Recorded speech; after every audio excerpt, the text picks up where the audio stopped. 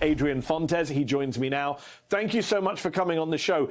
This is a difficult, thankless job under normal circumstances, and we are not under normal circumstances. Election officials are getting death threats, hate. Why do you even want to be Secretary of State?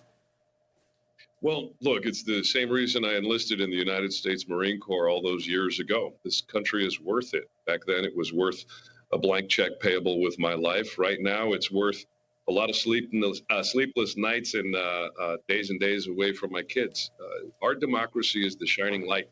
We're the great experiment. We have to preserve it at every cost. And while in your opening there was a bit of doom and gloom, we've got a hell of a lot of fight left, and ballots go out on October 12th. So we're ready to throw some punches, and I'm excited about where we're at in this campaign.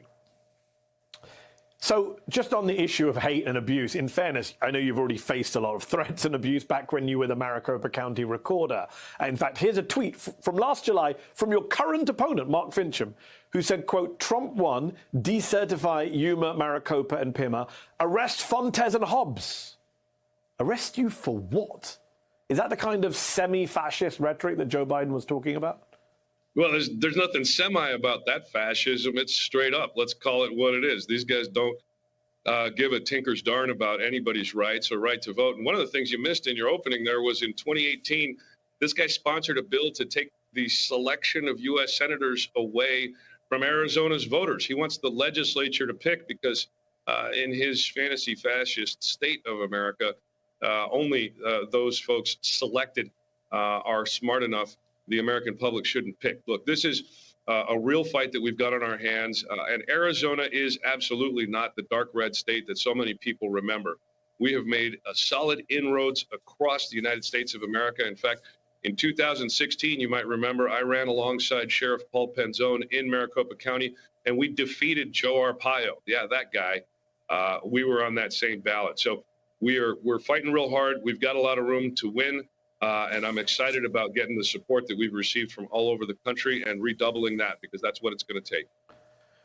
So you said your race has got energy, you're excited about your prospects. Your opponent is a far-right election denier who spins conspiracy theories. And yet you and your campaign, according to a poll we mentioned, are behind by 5 points. You are losing to Mark Fincham. What does that say about your campaign? Well, it says we're really good about keeping our internal numbers internal. I'm very positive about where we're at. The poll you showed had some crosstabs and some really interesting conclusions that a deeper look would show some significant flaws. That having been said, we are going to continue to run like we're 6 to 8 points behind. Why? Because that's the kind of fire in the belly that we're going to continue to push ahead with. We are not going to take any vote for granted. We want all of our voters to vote early. Vote early, vote early, and that's going to help us as we push forward to make sure that we win.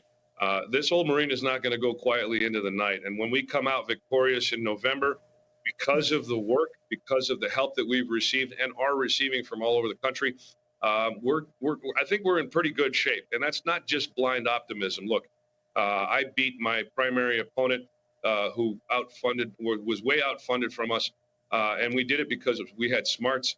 We had a great strategy. I have a great campaign team. It's the same team, and we're looking very, very good. I'm very positive about the possible outcome here. And it's not just good for us or me as a candidate. This is what we need to do as a country. Politico is reporting that donors are not paying much attention to your race. What is your message to Democratic Party donors who are focused elsewhere on more high-profile races, shall we say? Well, I'll tell you what, this is the sleeper race that's going to be the one that folks end up paying attention to in the end.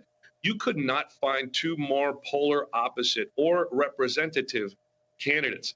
I ran the 2020 election in Maricopa County that the Cyber Ninjas challenged. I put together that bipartisan team. I was the architect of the internal part of that system. And Mark Fincham was the guy on the outside challenging. He's the guy that was paid by Donald Trump to push the big lie. He's the guy who helped narrate the discrediting of some really solid work that a lot of people did. He has built a web of lies that's terrible. This race is the race. We are the candidate. We are going to push as hard as we can and continue to help Arizonans understand the seriousness of this challenge. One last question or one last issue I want to raise. It made me laugh when I saw it earlier. Mark Fincham, I can't say his name. Mark Fincham hasn't just challenged the 2020 election. On the eve of his own GOP primary last month, he went on Steve Bannon's podcast and said he was prepared to question the outcome of his own primary. Have a listen. We want a hand count of all the ballots here in Arizona if things did not appear to track with polling. Right now, I'm polling at 32%.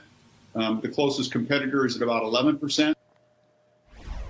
But those polls that Fincham cited turned out to be way off. He didn't win with 32%. He won with more than 42%. And all three of his competitors finished with more than 11%. Weirdly, Mark Fincham didn't demand a recount on his own victory. Isn't that weird? Well, no, there's nothing weird about it. I mean, this guy's like one of those petulant kids that if they don't win on the playground, they take their ball and they go home. This is an immature, un-American approach to governance and elections. The guy is just a sore loser who can't handle a loss. We're going to give him one, and he's just going to have to deal with it. He's threatened to not concede. I don't care. We're going to win. We're going to beat him. We're going to use all the help that we can get from around the country. But the important thing, too, is this. You know, he touts his law enforcement experience. I'll put his do not rehire from the Kalamazoo Police Department against my honorable discharge from the United States Marine Corps any day. We're coming after him, and we're going to win right here in Arizona. Adrian Fontes, we'll have to leave it there. Thank you so much for your time. Thanks so much.